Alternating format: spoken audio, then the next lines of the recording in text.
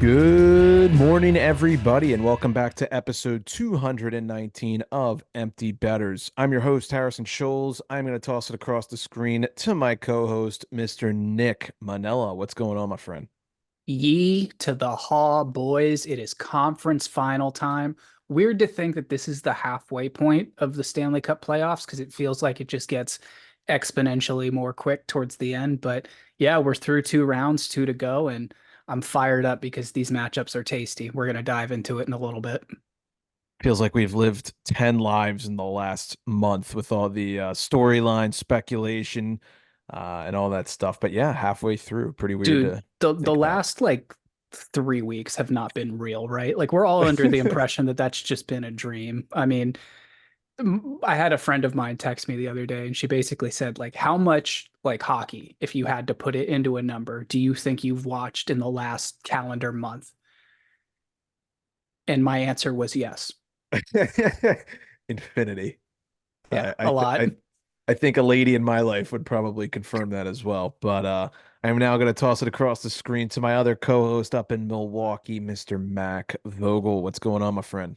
What's up, y'all? Yeah, it is weird because it feels like the end for some reason of the playoffs already, but you're right. It's we're halfway through. So and in some ways it feels like it flew by, but also when I think back and I think that the Washington Capitals were in the Stanley Cup playoffs this year, I'm like, that feels like last year already. So Isn't that crazy? Because it's funny you say that. Yeah, it feels like the Caps were like 10 years ago, but it feels like in my brain, I guess, the Canucks just beat the Predators, but that was right. also at the same Yeah. time. Well, it would have helped if the Caps won a game, so that they didn't they didn't last too long. But uh anyway, let's get into it.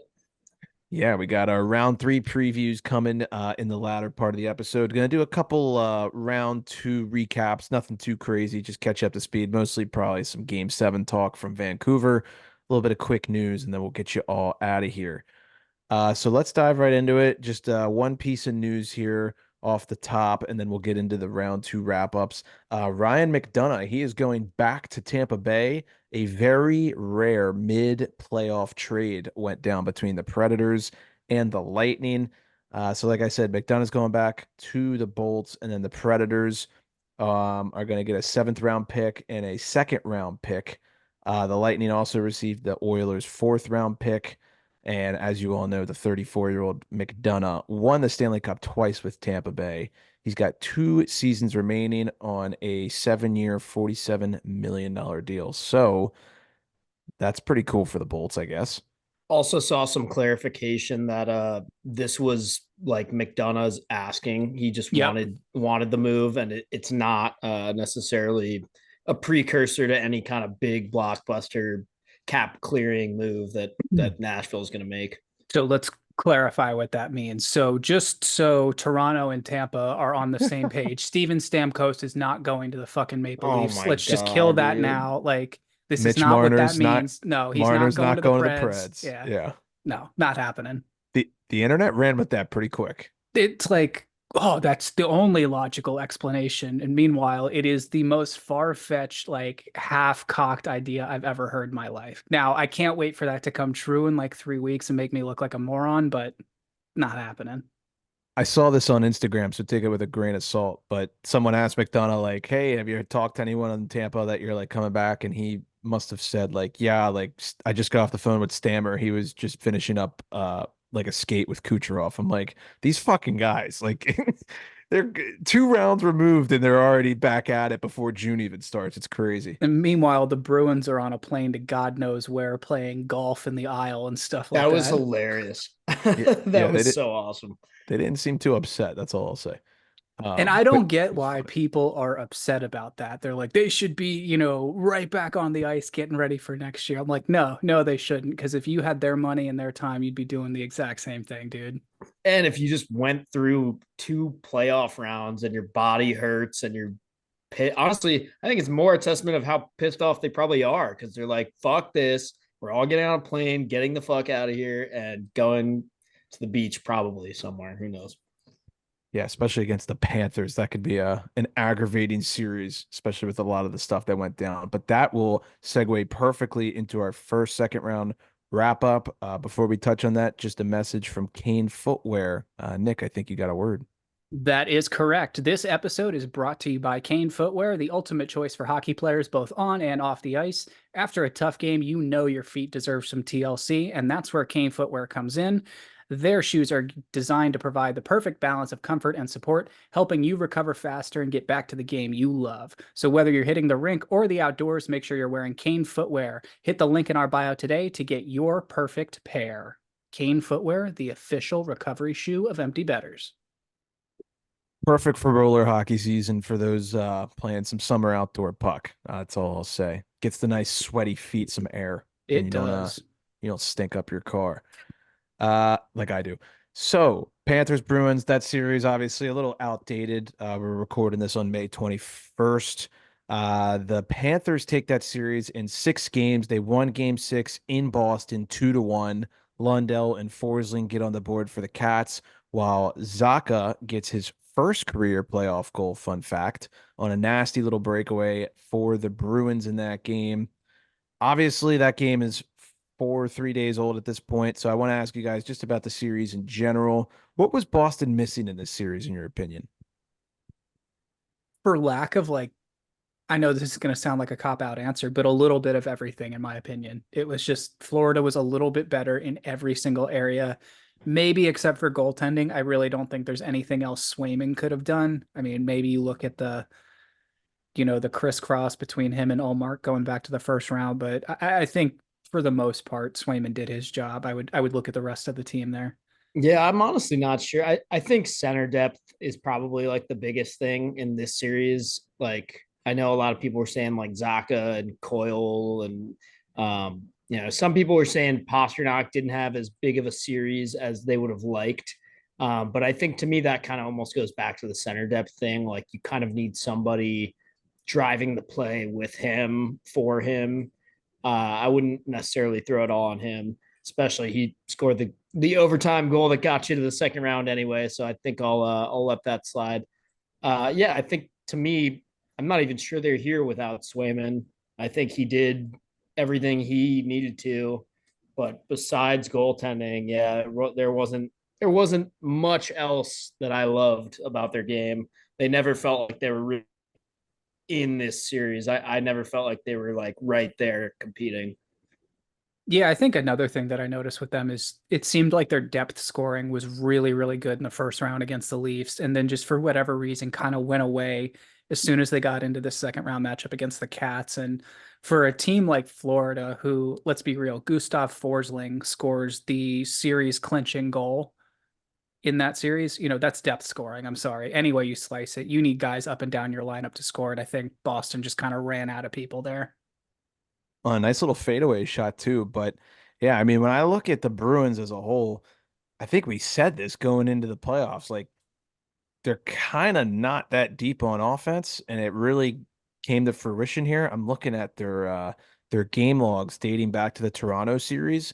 They scored more than 2 goals only one time since game 5 against the Leafs, and it was game 1 against the Panthers. Other than that, they scored 2 or fewer goals in every single game. That's crazy. It sort of reminds me, I think, Mac, you might have said this about the Hurricanes like last year or 2 years ago. It's like, who's putting the puck in the net? Like at the end of the day, someone needs to put the puck in the damn net. And I think that's just where they fell short. Yeah, and then when you talk about Zaka, like that's a guy who some games is getting top line minutes. He just scored his first career playoff goal in the game 6 of round 2. So that's obviously not going to work out too well for them. But what do you guys think about this rivalry? I think in terms of modern NHL day rivalries, you think, maybe Edmonton, LA, that's been a good one. Maybe not so much now, but like Caps Pens was there for a while. Like where would you rank this one?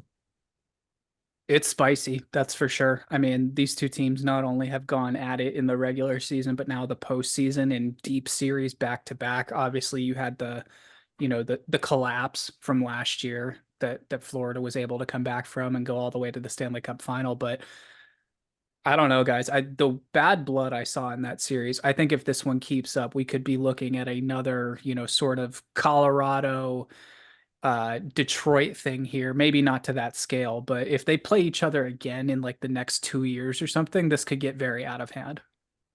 Yeah, and it feels like it'll be the kind of thing that kind of carries into the regular season too. Like you'll see, I mean, it's a division rivalry too, so they'll play each other a whole bunch next year, and there's definitely some storylines that some of these players won't forget too quickly. So it'll be good. Well, we're going to move on to the next series, the Dallas Stars versus the Colorado Avalanche. That one ended in 6 games as well. Dallas ends up winning game 6 in Colorado. They sweep the Avs on their own home ice. They won all 3 games in Colorado in this series. They win that game 2-1 in double overtime. And what a poetic ending. The former Av, Matt Duchene, gets the double OT series clinching overtime winner and does the heartbreak Sully. They mic'd him up and he's like, boom, and he does the whole like fist bump. It was pretty cool to see. What were your guys' thoughts on this series as a whole? Like, what was this more Dallas dominating, or was it the Avs kind of not, you know, I guess rising to the occasion? That game was fucking awesome, first of all. Second of all, little bit of both. I think you can argue that the Nichushkin thing really sucked the wind out of this team and kind of just it's like letting the air out of the tire there.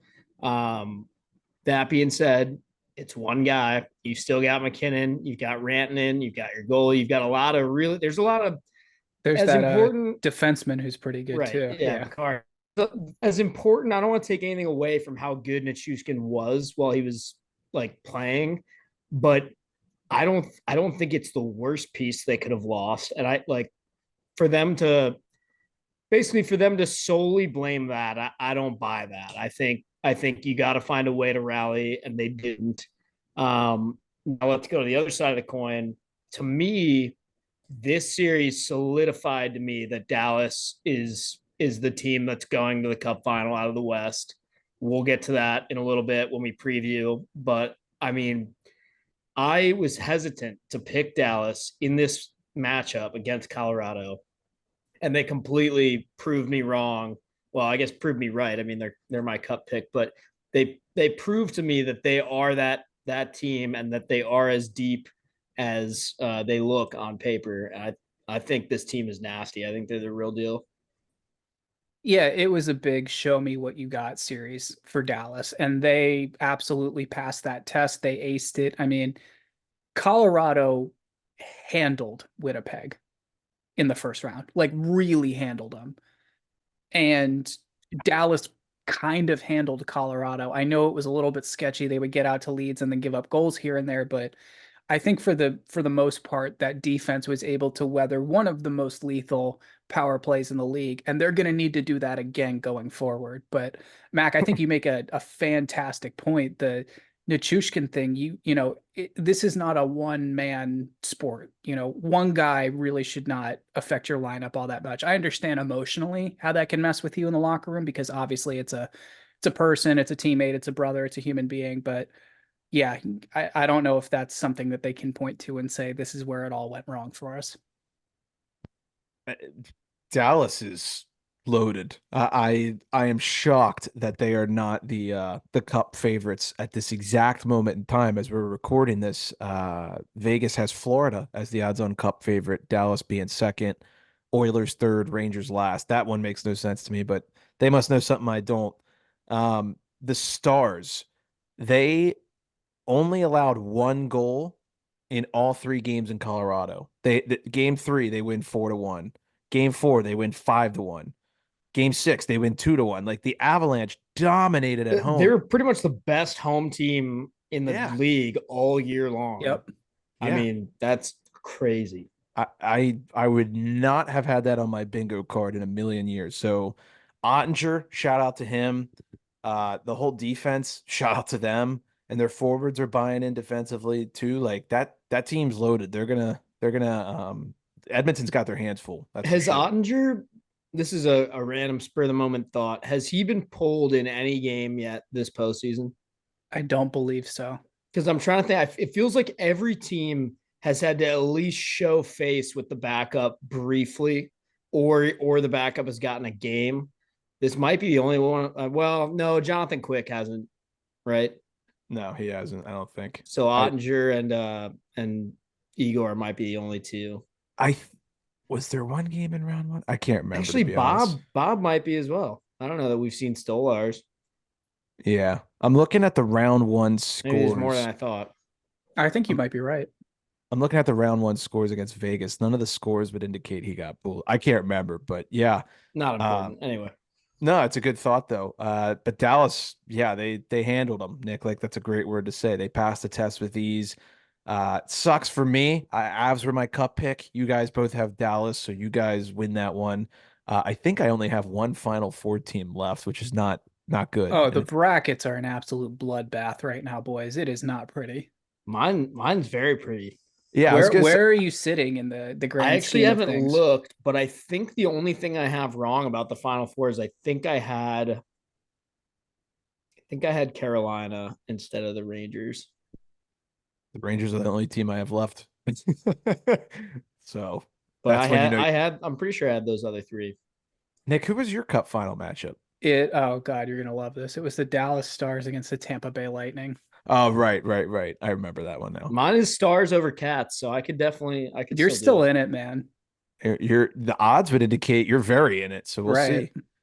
I know our buddy TJ Kretz was tweeting at us that he's vying for first here, so it should be a good finish. We'll tweet out some updates with that. One more Uh, thing I want to talk about before we wrap up on this Dallas, Colorado, the final game. So it's in overtime. Do we want to discuss the goal that was disallowed? Because I feel like that was sort of Let's like do it quick. Yeah. three series worth coming to a head there. So Yeah. who is it? Marchment bumps Georgiev top of the crease, right? It was Duchesne. it was Duchesne, right? Duchesne. Yeah. So bumps whatchamacallit at the top of the crease. What do we think about that one? Should that have been allowed? Should that have been disallowed? Like, I don't see how that's not a goal. He's outside the blue paint very clearly.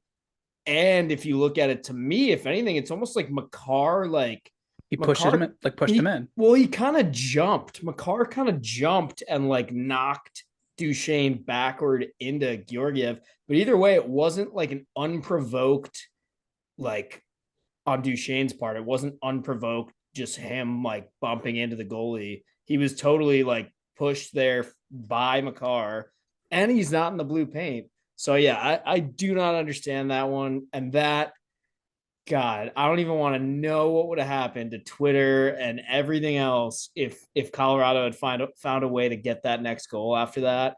Thank God they didn't, and we just didn't have to deal with that being like a fucking game and possibly series Right. deciding goal.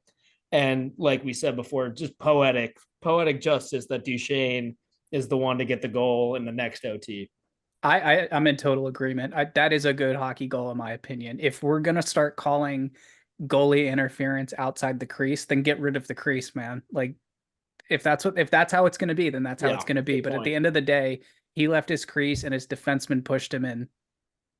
It's a good point, and I think there was more like situational awareness that went into that. Like, hey, this is the series deciding goal, and they didn't want it to go down like that. Maybe that's the one thing that I saw people rationalizing on Twitter. Which like I I buy it. understand from a human point of view, but like call the Too game, bad. dude. Like Yeah, too yeah, you bad. gotta call the game. And also, last thing I'll say, I don't like what Georgiev did there either. To me, he totally could have fucking still saved that, and he totally like took the bait, saw a little bit of contact, and went and flopped, and was like, "Oh, I got fucking pushed," and clearly, like he didn't even try to make the save. Like it's fucking overtime, dude. What happens if that call doesn't go your way? Like I Yeah. if Which I'm that just tells you they're being coached to take yeah. contact and fall down. Right. Which, like, I get sometimes, like, if you're in regulation or something like that, or like regular season for sure. If it's fucking the next goal that gets behind you, you're eliminated. I'm not chancing that and going down on contact. I'm diving and trying to make the save and hoping they still saw the interference if it was. But And if someone's grabbing onto me, I'm taking them with me, is basically how you look at it. Yeah, for sure. I echo everything you guys just said. All right, we're gonna move on to Vancouver and Edmonton. We already did the New York and Carolina one in the last episode. If you didn't hear that, you can go back and listen. But we got Vancouver and Edmonton. This one's fresh. We just had game seven last night. Obviously, game six, Edmonton was heavy, heavy favorites. We were all like, but before puck drop, I feel like everybody kind of knew what was gonna about to go down. They end up winning on home ice 5-1, resist elimination, force game seven. McDavid with three apples, and Bouchard. I mean, what more can you say about this guy? He's just breaking up money in this playoff run, adding dollar signs every day, and he got a goal and two assists in that game. So then we moved to game seven, and unfortunate news announced right before puck drop that Brock Besser is out of game seven. And should the Canucks have won, he would have been out all the playoffs with a mild blood clot in his leg, I believe is where they said it was. So that's some scary stuff, obviously, hoping the best for Mr. Besser there. But the Canucks go into game seven without their leading goal scorer, and Edmonton eight ends up taking this game 3-2.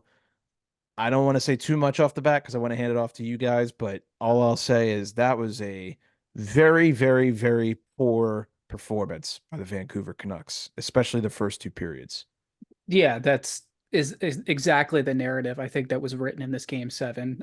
First of all, the Brock Besser thing, obviously that's insanely scary. Hope he's, able to get healthy and get back to playing as soon as possible. But I can't remember like earth-shattering news like that coming out right before a game seven in a very, very long time. So I'm sure that took some of the wind out of the Canucks sails. I don't see really how it can't, but they had been their, pesky Rick Tocchet coach team all year, and for whatever reason, they just ran out of steam in this game seven, which unfortunately, if you're a resident of Vancouver, is something you've probably had to deal with at least twice in the playoffs that I can think of in my lifetime. So, yeah, I don't know. For me, it's that narrative for that series is going to be that the Canucks had them and bottled it. I'm sorry. yeah, it's a bummer. I mean, I will say they like even when they win that game to go up 3-2 in the series, it never felt safe in my opinion. It was always like, okay, well, we'll see. But the Besser thing, I mean, you think about the way the game ended. Vancouver gets a late push there. It's 3-2. You're like, holy shit, okay, they might be able to do this. That's when you need Brock Besser. Like that is the exact moment that they needed him. And I'm not blaming the guy. It fucking sucks. It's a horrible health issue that he's dealing with. And there's actually I think my sister sent me a thread earlier. You guys should go look up. I'm not going to go through it right now, but Mark Antoine Godin on Twitter, he posted this thread about how blood clots have been like becoming a bigger issue in hockey than the rest of like society and sports, and there's like some for it and stuff. It's kind of interesting, but either way, yeah, it's tough that it fucking went down like that, but that's the way a cookie crumbles. Going back to Bouchard, just want to add this. This comes to us from Sportsnet Stats. He has 20 points through the first two rounds of the playoffs. That is the most points in NHL history by a defenseman through the first two rounds of a single postseason. So he is quite literally on a historic run right now. And what a time for the Oil. Yeah, I'd say that's like on your way to a Conn Smythe caliber postseason, but you have to get to the Stanley Cup final to win the Conn Smythe. So, What's the craziest part about that stat is I know he plays for the Oilers, so we got to talk about Paul Coffey. It's just the fact that Cale Makar hasn't done that. I know. Like, I know. that's how impressive it is. Or look at what Heiskanen's doing right now too. I mean, these elite D-men, yeah, exactly. These elite D-men are just scoring at alarming rates. But Mac, it sounds like we're definitely getting a preview of what our round three previews are going to be for you. Would you say Bouchard is your MVP for this series? I would pretty much say he's mine. yeah, probably. Like, yeah, For the either series, yes. him or Drysaitel maybe. For the Yeah, series, I say him or Draisaitl. Overall playoffs for the Oilers, I would still go Hyman. I like that. Yeah. I like that. All right. Well, we are going to hop into the round three conference finals previews.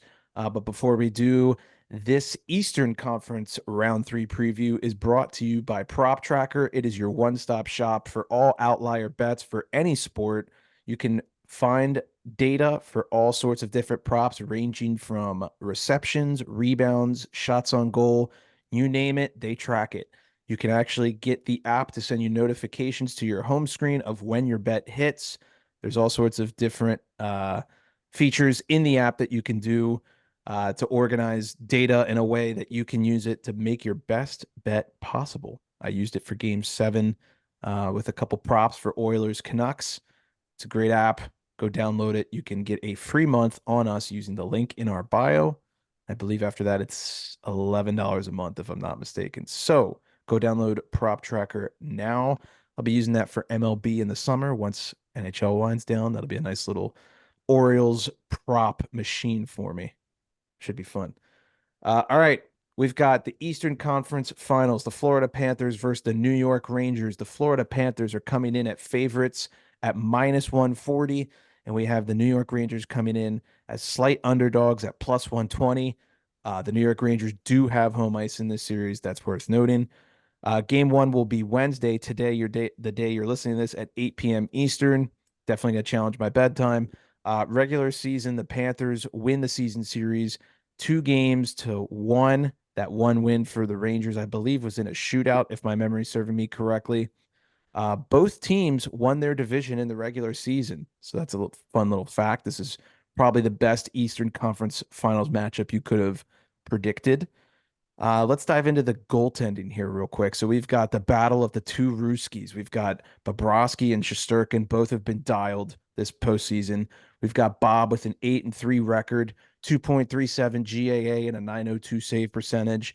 And then you flip it over to the other cage with Igor, 8-2 so far this postseason, 2.4 GAA and a 923 save percentage. Both these goalies have started every game this playoff run for both of their teams. So we're going to have a hell of a match between the pipes. What are your guys' initial thoughts on the goaltending matchup? It's one of the best goaltending matchups I think we've seen in the past 20 years. And obviously, the cutoff for that is going to be whenever Brodeur retired. But pretty much these are two of the three goalies that Russia would send to the Olympics anyways. They would just be fighting over who's starting, who's backup, and who's not dressing for the game. The only one we're missing here, in my opinion, is Varley or Sorokin. Yeah, I know this matchup is a little chalky. It's the, 1A and the 1M from the Atlantic and the Metro, but this is a heavyweight series. I could absolutely see this one going 7.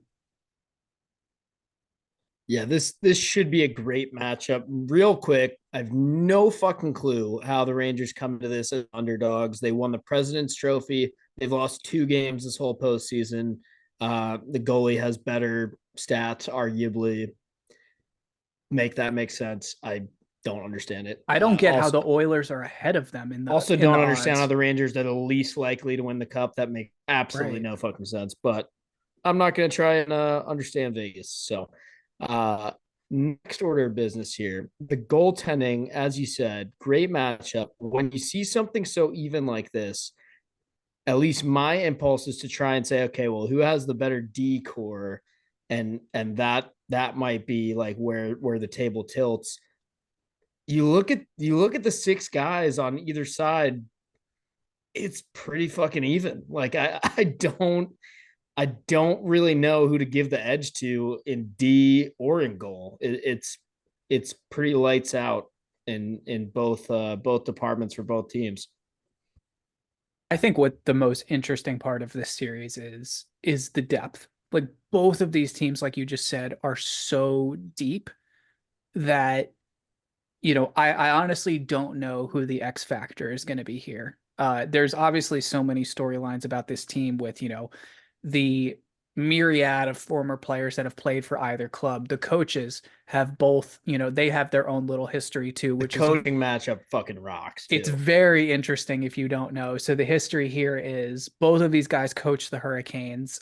Maurice was hired in '03, gets fired for Laviolette, who takes the Hurricanes to the Stanley Cup, wins it in '06, gets fired in '08 for Maurice to get rehired. So a little bit of some double dipping going on here by the Hurricanes. It's definitely going to. And both guys are just I mean, class act, both been in the league forever, both have very interesting post game conferences and that sort of thing. Just total characters. It's interesting because we talk about the goaltending, and it is going to be one hell of a matchup. I think we're going to have a couple of goalie duels in this series for sure. But this is worth noting, and this comes to us from our friend Terry Edelman. 19 games in a row between these two teams has gone over 5.5, and the over under is 5.5. So it's one of those things where if you look at the trends, 19 games, that's an enormous sample size. These games tend to be really high scoring between these two. And now you've got these two goalies who are red hot. It's like, what's going to give? That's a great storyline. I love that. That's a really interesting one considering how both of these teams have very high powered offenses. Like you could absolutely see this going down like the Florida Boston series did, where it starts off like the first two games are 6-1, 6-2. And then by the end of the series, like the series clinching game is like 2-1. Like it's just going to slope downhill in terms of goals as the defense tightens up. Yeah, I mean that's playoffs for you, and it's just what happens when you play a team 6 or 7 games in a row. You start to figure it out, tighten it up, like you said. Defensively, the penalty kills virtually identical so far this postseason. Goals against average virtually identical this postseason. There's a slight little edge to New York in PK and to goals against for Florida. But then you go to the offense. For me personally, I think the Rangers are better offensively than the Florida Panthers. In terms of talent, scoring ability, finishing, power play, I think the Rangers are better. I think the Panthers are tougher, and I know that's going to play a role here, right? We all know how Florida likes to play, but I personally would say that I think if there is going to be a couple games that get really high scoring, some 5-4s or some 6-5s, I think the Rangers would probably be okay with that. What specifically about the Rangers makes you say they're a better offensive team? Is it just the overall star power or the depth? I think it's the depth. I mean, I let me ask you guys this. Who's the best player coming into this series Vincent Trocheck. out of both I was, teams? I was gonna say that too. Yeah, I mean, I look at it's like Trocheck's the hottest. If If it's you look not at him, it's Barkov. you look at Barkov or Panarin, those guys are definitely up there. You look at Fox. I mean, Fox is a Yeah. magician. So the star power is pretty even. I think it's the depth for me. You get the Lafrenières and you get those guys going. And he scored some big goals last series too. Like those are the guys that I think really make the difference. Goodrow, right? Like Roslovic. Roslovic's looked great since he came over. These are the types of guys that I just feel like I don't know. I like them more for New York than I do for Florida. Saying that, we just said Lundell and Forsling scored in the closing game against Boston. I don't know. What do you think, Mac? It's a really hard one. I'd probably give a slight offensive edge if we're just talking about like on paper and like amount of like total household names to New York, but it's not by much. It's by like maybe a guy or two. Worth noting, the power plays have been pretty different. The Rangers have the third best power play in the playoffs so far, clicking at 31%. That's pretty damn good. Almost 1 out of 3 times they're putting the puck in the back of the net. As opposed to Florida, they've got the eighth best power play in the playoffs, only at 22%. So you look at that, and that favors the Rangers. Um, Kachuk leads the team for Florida in points this postseason with 14. And then Mika and Trocheck lead the Rangers in points this postseason, also with 14. What do you guys think? Let's get to the nitty gritty here. Special teams matchup is very interesting, like you just said. And I think really the key matchup there is going to be the Florida power play, how it does against that insanely just relentless Rangers penalty kill. I mean, not only was that Rangers penalty kill, I mean, it put the Washington Capitals in their place very, very quickly.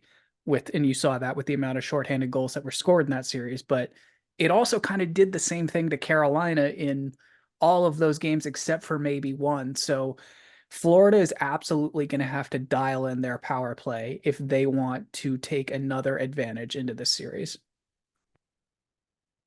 Let's get the picks and let's throw in an X factor for this round. We'll give winner of the series along with an X factor. Who wants to go first? I'll go. I got 7. I think to me, what gives them the edge, you can talk about, X's and O's and who has better offense, defense, goaltending. To me, it's more of a vibe check. And what it comes down to that gives Florida the edge, I've talked about it in past episodes. They were there last year. They want to get back. They're this close. They can taste it. They're going back to the cup final this year. They just are. I gotta believe that room is talking like they're this close to the fucking goal. They're walking through the uprights with this one. X Factor. I will go with Matthew Kachuk. I think he has had some good moments throughout the postseason. I don't think either of the first 2 series has he been like the sole like MVP of the team. I think last series it was Barkov for sure. That's not really even up for debate. I think this could be the series that Matty Kachuk takes over. I've thought about this one all day. Hands down, so much harder for me than the other matchup to pick. The other matchup, I think, is a pretty open and shut case. We'll get to that in a little bit, but I'm going to take, and this is, I might throw up when I say this, boys. Rangers in 7. I'm sorry. Ooh. Who's the X factor? I'm not going to say Trocheck just because I think he's been at the forefront. I think the X factor is going to be Lafreniere. Ooh, I like that. I think he got his playoff feet under him last series. Everyone had been up this guy's ass. Like, why is he not producing in the playoffs? He's a bum. It was like, he was a bust. We shouldn't have picked him. And guy just needed 3 years. That's all it took. Ah, man, this one's tough.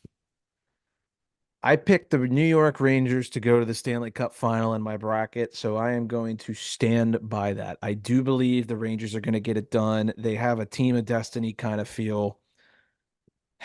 I think they get it done in 7 games. I'll say 7.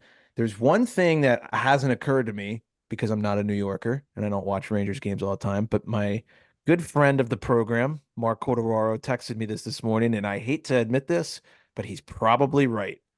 The Rangers are going to have 7 home games in this series. And if you get it, you get it. Yeah, that's a very true thing. It would be even worse if it was Tampa. Let's just put Yes. it that way. But yeah. That And they that almost had 7 home games in the last series because, just yeah. as many of them moved to North Carolina too. Yeah, so I think there's going to be a solid Rangers presence even when it's down in Sunrise, but I think the Rangers are just a tiny bit better. I trust Igor just a little bit more than I do Bob. It's going to be a tight series. It's going to be a fun series. I think it's going to be an extremely physical series. I could see Keandre Miller and Matthew Tkachuk becoming very good friends by the end of this one. So I'm going to give the edge to the Rangers here. I don't know. I kind of hope I'm wrong, boys. I hope Mac's right. I want Mac to be right. I don't Same. want to That's see. why I picked the Rangers. um, my X factor, did I already give that? I don't think I did. Let's go. If I think it's going to be a physical series, let's go Truba. I think he's going to end up like KOing someone or some dirty hit that we're going to have to talk about and be Well, like, that's oh. just inevitable, but yeah. I'm going to go Jacob Truba. I think he's going to have a big presence in this one for the Rags to pull through. Nice. All right, let's move out west. Before we do, just a word from our friends over at Elwood's. Mac, I think you have a word from them. Yep. A reminder to support your local dive bar and have a beer at Elwood's Liquor and Tap, home of the Pizza Luge and located in the heart of downtown Milwaukee on Water Street. This 70s inspired bar has a little something for everyone, from daily happy hour, rotating taps, free birthday perks, and a 4-season patio. A good time is always around the corner at Elwood's. And an extra special shout out to Elwood's for giving me a great birthday celebration. Nate was a lovely host for us, and Yeah, can't thank him enough. It was a great time. That looked like an unbelievable time. My mother was actually asking me the other day. She was like, "What is a pizza luge?" So if you want to see my mom do one, comment, like, and subscribe, and I will make it happen. Hell yeah, let's go. I love that. Oh man, that'd be very good Instagram content.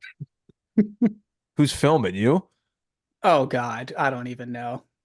It's kind of like third degree embarrassment. Nick's Probably. pouring. Yeah, Nick's yeah, pouring. that'll be me. Oh man, that'd be a fun IG story for sure. So we got Dallas versus Edmonton. Game one, Thursday at 8:30 p.m. Eastern tomorrow when you're listening to this. Postseason history. This one's a little fun fact. These teams have met 6 times in the playoffs before. All 6 times came in a 7-year span between 1997 and 2003, with the Stars winning the last five. So that's pretty interesting. Regular season, Dallas wins the season series 2-1. Goaltending. This is one where I would say Dallas has a very strong advantage. Jake Ottinger has been incredible this postseason. He's playoff Jake for a reason. He seems to turn it up a notch when he's in the playoffs. So Ottinger's been great. 8-5-3 record, 2.09 GAA, and a 918 save percentage. Edmonton, a little shakier. Skinner obviously got yanked. Picard comes in, then Skinner gets back, plays well enough for them to beat the Canucks. So it's Skinner's crease for the time being. We'll see how long that lasts against an extremely deep and loaded Dallas team. In terms of the storylines and offense, defense, all that stuff, Dallas is a deeper team. I think we could all probably agree with that.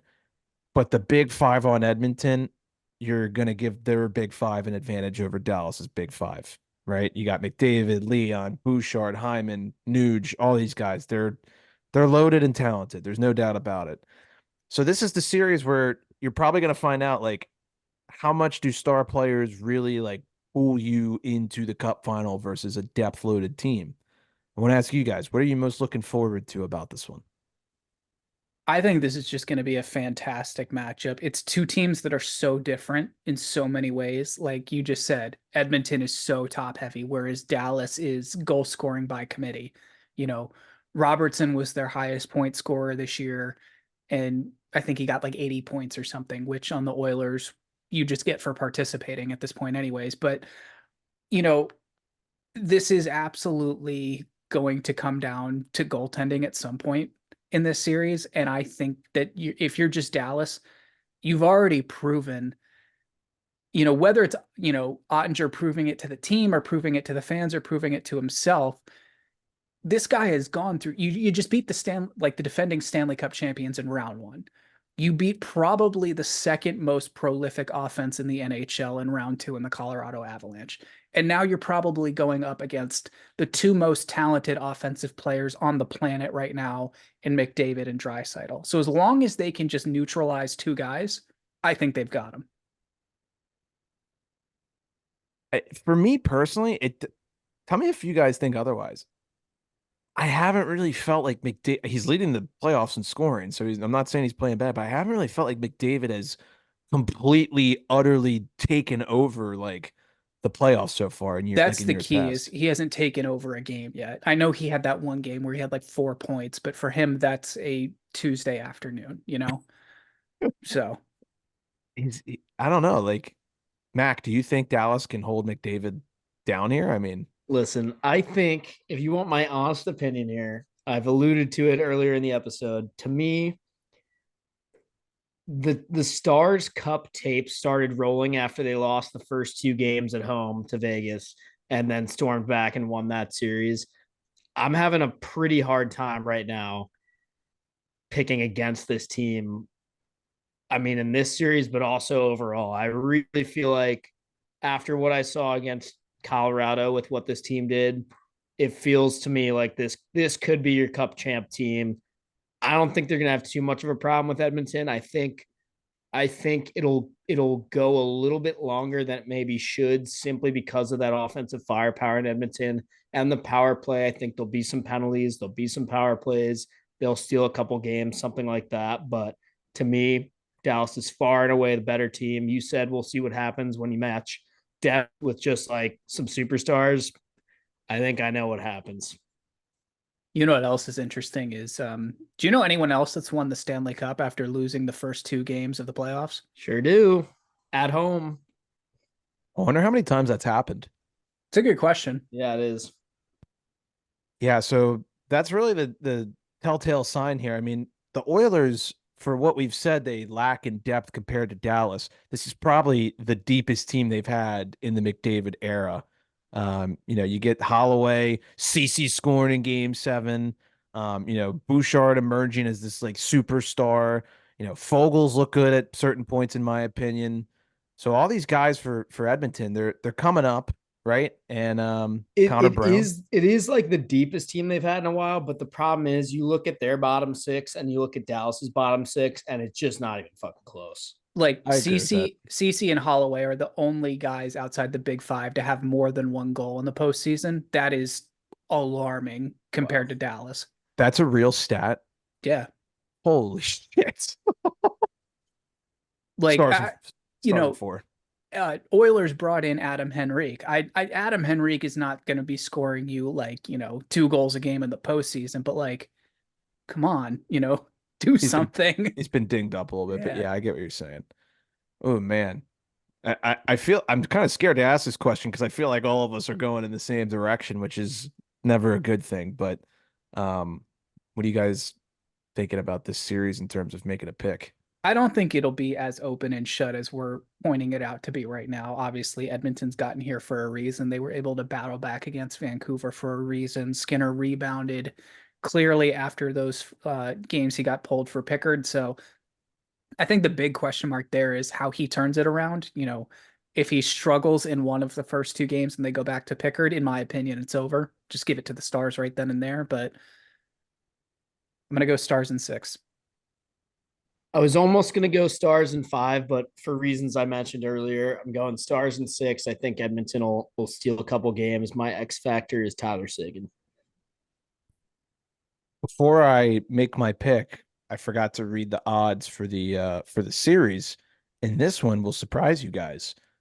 The Dallas Stars are minus 125 to win the series. The Edmonton Oilers come in at plus 105. That means they're giving Edmonton a better chance to beat Dallas than the Rangers to beat Florida, which is like nobody thinks that, right? Like, am I crazy? What are we dumb? The Yeah, I don't Stars fucking in this understand series that. should be minus 150, and the other series should be a pick 'em. Yep. Now I'm like questioning myself, like, why? It seems too easy to pick the Stars, right? And then you start talking to yourself, and you're like, what? But like, I feel comfortable doing that for every reason Max said. Like, the DVD for that Stanley Cup started when they dropped those first two games. DeBoer goes into the locker room and just goes, "Okay, figure it out." And I'm sorry, no Stanley Cup DVD includes Calvin Pickard. It just doesn't. I like the guy. It just doesn't. It just doesn't.